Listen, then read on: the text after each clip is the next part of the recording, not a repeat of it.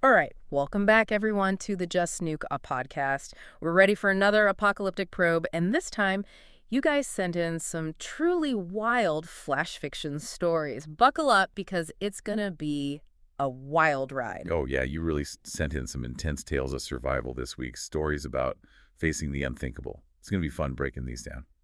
Diving into these stories, thinking about the end of the world, it really makes you think about how we react to those big, impossible situations. And these stories really do that. Yeah, absolutely. They really throw us right into the deep end, don't they? Like, how would we actually respond to these kinds of threats? It's fascinating. Totally. So the first flash fiction story you guys sent in, Seed of Salvation, man, this one hit hard. It throws Earth's last eco-warriors onto this totally alien planet, teeming with deadly life, all in a desperate attempt to save Earth from, complete ecological collapse. Right? Yeah. I mean, it's not just that Earth is in trouble in this story. It's like on its last legs, they describe it as a guttering candle. So it's like everything they've tried has failed. And that's what makes the Aurora Project, this one-way mission to this unknown planet, so desperate. I mean, talk about a last resort. Right. Sending these eco-warriors instead of, soldiers or scientists. Yeah. It's an interesting choice, right? Because these eco-warriors, they understand Earth's ecosystems even when those systems are, falling apart. Mhm. Does that make them better equipped to face an alien environment? Or maybe totally unprepared? Yeah. Like, do they have an advantage? It's a good question. Mhm. Because when they get to this new planet, it's not exactly welcoming. They call it a nightmare of beauty in the story, which, Mm. I mean, it sounds beautiful, but the acid-spitting trees and stuff, it's pretty clear nature is out to get them. It's not just nature, it's like a weaponized version of nature. Yeah. It makes you wonder, does their knowledge of Earth even apply here? Like, is it even useful when everything is so different? Yeah. Exactly. They're used to Earth, even a damaged Earth. But this is a whole new set of rules. When Nova, the bioengineer, she says the planet is fighting back, it's like not just defending itself, but actively resisting them. And then you've got Sol, this ex-corporate executive who suddenly has to relearn everything about survival, talking about a wake-up call. It really makes you think about what skills actually matter when the world you knew is gone. And then they find it. That luminescent bloom hidden away. When Nova sees it, she's like, this could reverse the blight. You get that rush of hope, Like Yeah. all this risk, all this danger, and maybe they actually found a way to save Earth.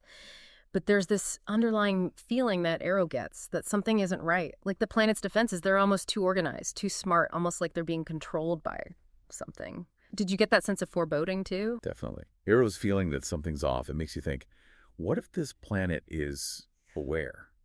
What if it's something more than just a collection of plants and animals? The discovery of that central node, the green Inferno, they call it, and those huge tendrils, it's not just a resource anymore. It's like they've stumbled onto something much bigger, something ancient. So much bigger, yeah. And you can understand why Nova is so focused on saving Earth that she maybe ignores those warning signs. But when they cut the seed pod against Arrow's warnings and the planet just unleashes this furious reaction, it's a brutal lesson. You can't just take something without understanding how it fits into the whole system. And Saul pays the ultimate price for that.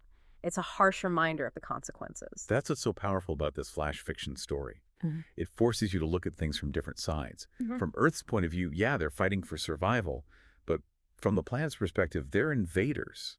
Even if they have good intentions, they're threatening something vital to this alien world. It makes you question what salvation really means, whose perspective it's coming from. Exactly. They get away with the seed pod, maybe a lifeline for Earth, but a life was lost, and they left this planet in agony. Nova, she's focused on that chance for humanity, but Arrow is clearly wrestling with what they did, the moral cost. It makes you think, in their desperation to save Earth, did they become the very thing they were fighting against back home? Did they become destroyers, exploiters? That final question this story asks, had they become the invaders now? It's just, wow. There's no easy answer. It makes you confront the hard truths about survival, especially when it means maybe harming another life form, another world. It's a moral dilemma with no clear right or wrong. It really is. Okay, let's switch gears completely now. Ready for some adrenaline. You also sent in Shields of Olympus. This one's a total shot to the system. It drops us into this insane scenario where the gods bring back the 300 Spartans. But they're not facing the Persians this time. It's an apocalyptic invasion from another dimension. It's Leonidas and his warriors versus, nightmares, basically. We're going to explore this ultimate last stand, this incredible sacrifice to save not just Sparta, but the entire world. What was your first reaction to this crazy mix of history and cosmic horror? I mean, the first thing that hits you is just how wild this idea is. Right. Forget gradual ecological collapse. It's bam, interdimensional invasion. And the Spartans, these ultimate symbols of courage and sacrifice, they're the ones facing this impossible threat. It's brilliant. What stood out to you the most when you first read it? Oh, just the sheer boldness of it. Leonidas is expecting Xerxes, and instead it's this teeming mass of nightmarish creatures, this flood of chitin claws and eyes that glowed with abyssal hunger. It's so far from that historical battle, and the story really captures how Leonidas is just baffled at first. But then that warrior instinct kicks in. He's like, which end of my spear do they wish to meet? It's like, how would figures from the past handle something so beyond anything they could imagine? And the story doesn't shy away from how outmatched the Spartans are. It's not a human army. It's beings from another reality with powers we can't even grasp. Arrows turning into flesh-eating beetles, swords shattering against their hides. I mean, even for Spartans, the odds are just ridiculous. Yeah. When Danakes cries out, "We cannot hold," you really feel how massive, how cosmic this threat is. It makes you think even legendary heroes have their limits. But even facing oblivion, Leonidas rallies them. His roar, it's like cutting through the chaos, and he shouts, "These were not Persian swords they fought, but the clawing hands of oblivion itself." Boom. Suddenly, it's not about defending land anymore. It's a fight for the survival of everything. It makes you think about how courage changes when you face the totally unknown, something truly terrifying. Right. And then, boom, divine intervention. A goddess appears with a solution, and it's, well, very Spartan. Sacrifice. Leonidas has to spill his own blood on a war god's sigil to close the rift. It's this incredibly personal, ultimate act of selflessness. What did you make of that demand from the goddess? His first thought isn't even about himself. He's like, "And my men." And Vega says, "Return to legend. You have fulfilled your purpose."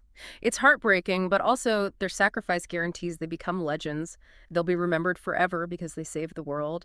Makes you think about legacy, about what we leave behind. And Leonidas' final speech to his 300, it's pure Spartan. No sugarcoating, no false hope, just this is it. This is our duty, even bigger than Thermopylae. He's like, we make one final stand to save not Sparta, but the world.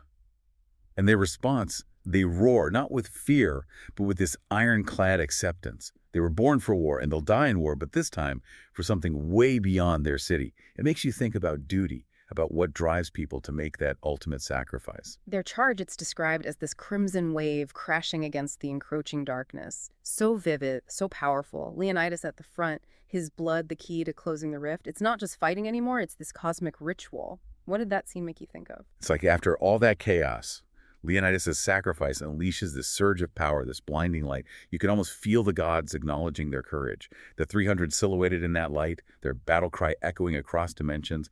It's an epic end for these legendary warriors. Yeah. And the invaders, they recoil, the rift closes. It shows you just how powerful their sacrifice was.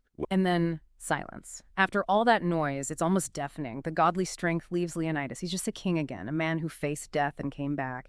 He looks over the battlefield, collapses from exhaustion.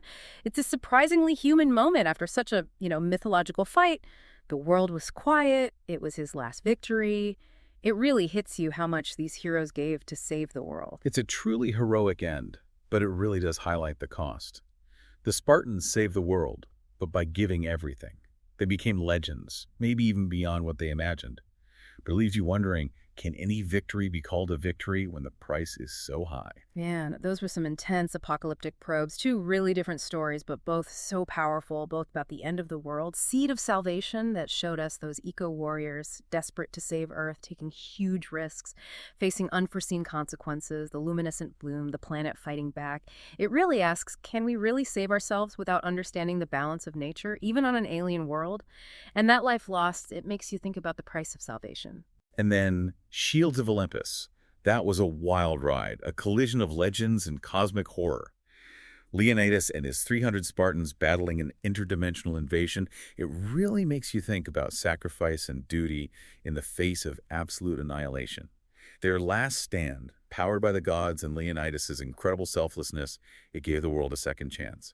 It really makes you think about what heroism really is. Is it victory? Or is it facing impossible odds, even when the world is turned upside down?